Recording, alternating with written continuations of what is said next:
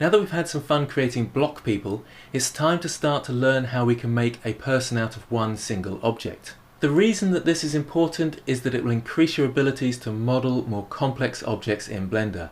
It's also much better for animation as lots of separate objects will overlap each other, and it's better to have them as one single object for good deformation around the joints. Don't worry if that didn't make sense, we'll talk about that more in later lectures. They are also more easy to texture when they're one object, and they can be more efficient in game engines. We'll start by doing a male character because it's a little easier than the female. Females tend to have more curves, and that means more polygons are needed to make those shapes. We'll also start with the torso first, which is one of the hardest shapes, so it will gradually get easier and quicker as you go through the model.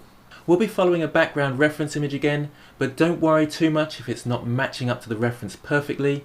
I'll be going relatively close, showing you what can be achieved, but the main thing is getting the topology correct, which is all those loop cuts and faces around your character. So let's get started.